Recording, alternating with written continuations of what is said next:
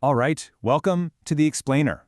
Today, we're diving deep into a book that I'm sure so many of you know and love, Harper Lee's absolutely timeless classic, To Kill a Mockingbird. We're going to unpack what makes it so powerful. Now, you might be thinking, it's a book from 1960. What can it really teach us now? Well, that's the big question, right? It's a story from way back when, but its core message, man, it feels more relevant than ever. We're going to explore how this story, told completely through a child's eyes, unpacks some of the toughest questions we face about prejudice, courage, and just what it means to be a good person. So, to really get this book, you first have to get the setting. Let's dive in. We're starting our journey in this tiny, deeply segregated town called Macomb, Alabama. And get this, it's right smack in the middle of the Great Depression.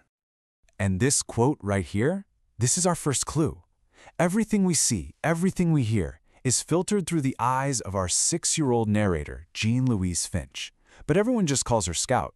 Her perspective, her innocence, her curiosity, that's the lens we're looking through as this tired, old world of Macomb starts to unfold.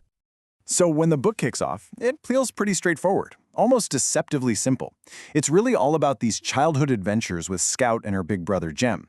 Their whole world revolves around school, lazy summer days, and, this is the big one, the local legend of their mysterious neighbor, Boo Radley. To them, he's this terrifying phantom, the stuff of ghost stories. Okay, but here's the thing. Underneath all those kid games and neighborhood myths, Harper Lee is doing something brilliant.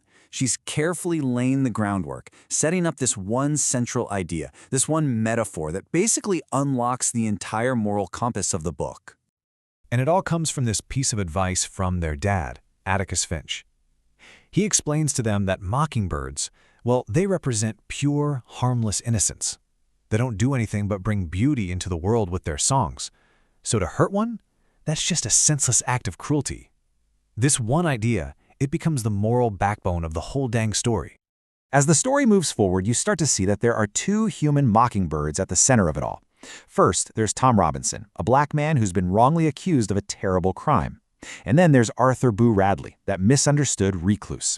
See, both of them are gentle souls who get targeted and really hurt by the prejudice of everyone around them. This is the turning point. This is where that innocent childhood world just starts to shatter. The whole story takes this sharp, dramatic turn when Atticus, who's a man of incredible principle, agrees to take on a court case. A case that's going to absolutely tear the town of Macomb apart. So Atticus is assigned to defend Tom Robinson. But this trial, it's about so much more than just one man's fate. It becomes this crucible, this test for the entire town. It forces everybody, including us, the readers, to look square in the face at the ugly reality of deep-seated racism and injustice. In the courtroom, the lines are drawn crystal clear. On one side, you've got the accusation from Mayella Ewell, which is basically built on a foundation of racial prejudice and her own family's shame. But on the other side, you have Atticus, who just piece by piece meticulously lays out undeniable proof that Tom is innocent. And not just that, but that Mayella herself is actually a victim of her own violent father, Bob Ewell. Which leads to the devastating question at the very heart of this book. If the evidence was so clear, why on earth was he convicted? And the answer is just brutal. Despite all the proof, the all-white jury convict him anyway. That verdict, it's a harsh lesson for Scout and Jem, and for us, about the terrifying power of systemic racism, a system where prejudice and unspoken rules can totally crush truth and justice. You see, Atticus knew he was going to lose. He wasn't naive. He understood the racism in his town ran deep. And that's what brings us to his incredible definition of real courage. For him, this fight wasn't about winning. It was about standing up for what's right, even when you know you're beaten before you even start. Especially then.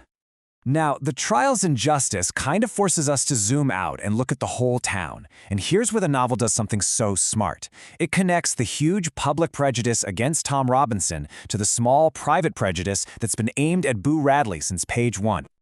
I mean, just look at the parallel between these two men. It's striking, isn't it?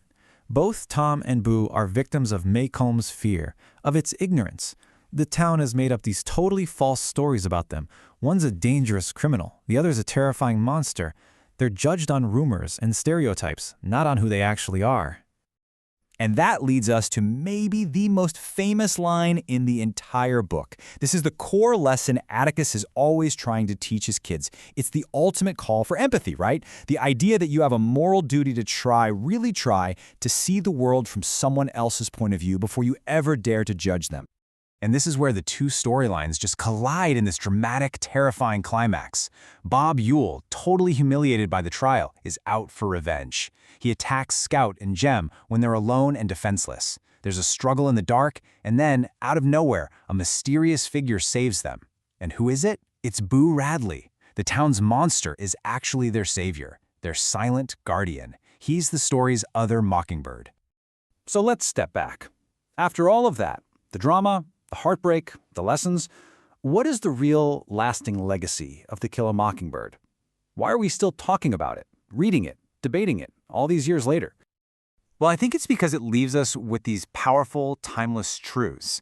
It reminds us that justice doesn't always happen in a courtroom, that prejudice is really born from fear and ignorance, that empathy is the absolute foundation of morality, and that real courage is fighting for what's right, even when you know you're going to lose. It shows us that losing your innocence, as painful as it is, can lead to a much deeper understanding of the world. In the end, this story isn't just a window that lets us look back at the past. It's a mirror. It forces us to ask some really tough questions about our own communities, and maybe even harder, about ourselves. It's a challenge, a call to action that Harper Lee gave us over 60 years ago. And man, it feels just as urgent today as it ever has.